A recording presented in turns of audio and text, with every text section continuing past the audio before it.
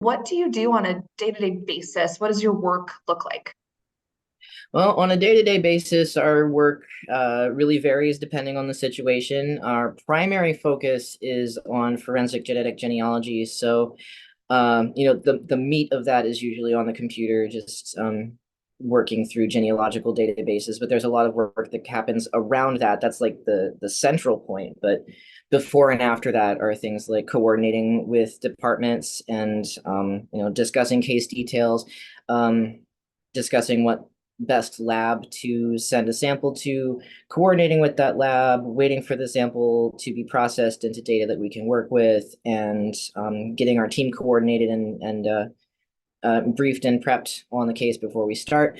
And a lot of that goes on behind the scenes, and people don't like know about it, but it's actually probably 50 to 75% of what we do is that.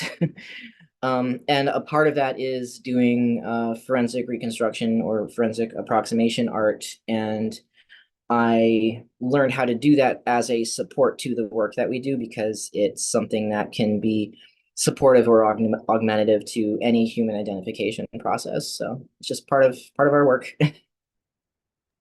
And are most of your clients, people you work with coming to you, are they family members looking for answers? Are they law enforcement officials?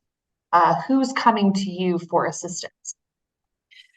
Generally, who comes to us are homicide investigators or medical examiners. We've actually gotten a lot more cases brought to us from medical examiners and death investigators. The people who really handle remains are the ones who tend to reach out to us the most. Um, and other than that, we don't often get contact from families, but occasionally there will be a family member of a missing person who wants to know if there's anything that we can do to help support them in their case. And most of what that comes down to is advocacy and helping them to understand how to get their loved one's case recognized and worked on by their local department, and how to go about putting their DNA and family tree information in a place where if their loved one happens to be an unidentified deceased person and they get picked up for forensic genetic genealogy, they can be found easily. Um, but mostly it's medical examiners that we talk to. Sometimes it'll be a podcaster or a journalist who has a case that they really care about and actually has a relationship with a department and is able to like coordinate that for us, but it doesn't happen super often. The most remarkable time that has happened is actually with Laura Norton of the Fall Line podcast. We worked with her on the Ina Jane Doe case that was the focus of her book that just came out, Lay Them to Rest. And we're featured very heavily in that if you want to know a lot more of the background that happens there. How long have you been doing this work? About 6 years now. So we started in February of 2018, if I'm remembering correctly. It's all kind of a blur. It happened really fast. We like shot out of the gate and just kept going. But my husband and I were originally some of the first volunteers with the DNA Doe project, and so we really like helped pioneer and establish the field that way, and then broke off and started our own company to focus more on education than anything else. So, about 6 years of doing forensic genetic genealogy and everything surrounding it that becomes necessary or helpful to getting cases solved. Can you tell us your success rate? How often have has your work been integral and helpful in solving cases? Well, the thing about that is to give a success rate would be a little difficult because we literally never stop working and we're going to solve everything eventually if we can. But I can tell you on average, it takes us about 3 or 4 months to solve a case from the time that we get the DNA data to when we don't solve it. What we do is we provide a candidate for identification is what we call it, because then that has to be confirmed by law enforcement through conventional means. And that takes us roughly 3 to 4 months to finish, although sometimes it might be 2 or 3 years if it's really difficult, or 6 hours, which definitely has happened more than once. So we just never quit. And sometimes never quitting involves not sleeping for a couple days, and sometimes it's admitting that we need a couple naps during that 3 or 4 months. Tell me how you first found out about the Finley Creek Jane Doe case and how did that come to you all? I first learned about the Finley Creek Jane Doe case through a colleague of mine who's also a podcaster and an advocate, Jason Futch. He's an amazing human being, and I love working with him. He had previously contacted me about making a forensic image for another case that he was trying to get pushed forward for forensic genetic genealogy that unfortunately didn't have any DNA evidence available. But I did the art with him, and it was really satisfying, and the investigator was really happy with it. And so when it came around, when he was looking for other cases that had been underserved that he could raise some interest in, he was able to he started looking into Finley Creek Jane Doe and immediately came to me and said, if we get photos of the skull, will you be able to do this art for us? And not knowing what the photos were going to look like when I got them, I said yes, of course. So we started working on that in like 2020, and it was around like mid-May of 2020 that I finished the forensic art that he requested, and the photos were really not great. It really varies depending on the medical investigator in the department what kind of photographs they're going to have of remains.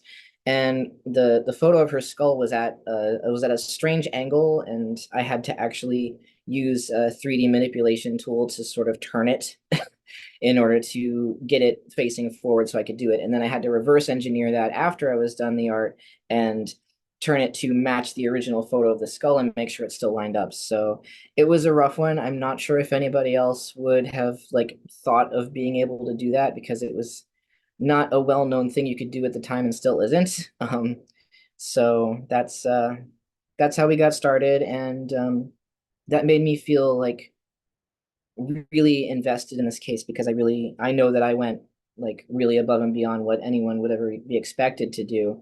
And so I felt I still feel really connected to this case and how like everyone involved is trying so hard to put as much work into it as they can to get even a shred of evidence or interest from the public or anything to keep it going. How did you create this sketch? How I created it was so for several decades now, there's been a lot of academic work and forensic work to determine specific markers in skeletal remains that correlate to facial features. So like there's muscle point attachments in like the corners of your eye sockets that tell you the shape of what your eyelids might be like.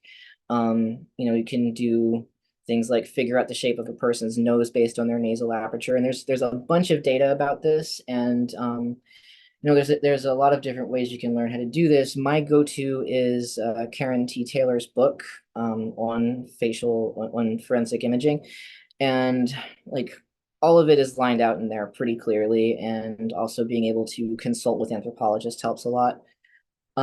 So basically, I just studied up as much as I could, talked to other artists, talked to other anthropologists, and was able to um, do the best I could with what I had, and was surprised at how much I did have to work with once I adjusted things. So long story short, the way that you do this is that there's been studies of what people look like versus what their skulls look like and how those data points connect, and you can use that to sort of estimate what a person's face might have looked like uh, before they were a skeleton. So When did you first hear the name Patricia Otto, and what are your thoughts? pretty early on from when she contacted, I was involved in this.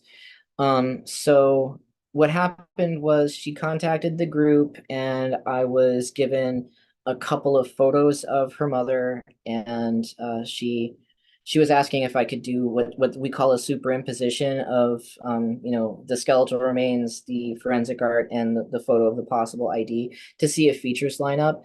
Again, being the fact that I was already working with not the best skeletal photos, and then I was given some older photos to compare to, there's definitely parts that do line up. But for one thing, considering that forensic imaging cannot be used on its own to create an identification. It can be used to corroborate other things. And also, what I had to work with was a little tenuous. Um, I was only able to, give her what I could based on what I had, and um, I I uh, I truly hope that she gets answers that she's looking for, but I have had absolutely perfect, like seemingly 100% spot on images of forensic remains compared to a missing person get turned back as inconclusive or as rule outs because of DNA. So um I'm not able to comment on, whether or not I think it's her, but honestly, the fact that both the Finley Creek Jane Doe case and the Patricia Otto case have gotten so much more attention since I was able to make this art, that in itself is absolutely worth it. One of the main things about doing forensic art is, on one hand, it's really useful to, hopefully make a comparison to a missing person, but the biggest thing I think it does is actually get the public to look. They're not going to look at remains. They're not going to look at postmortem. They're probably not going to look at a news article that doesn't have any photos attached. So that alone created uh, public awareness of two cases that may or may not be the same case, but more so than they've had in decades. So I feel really positive about that.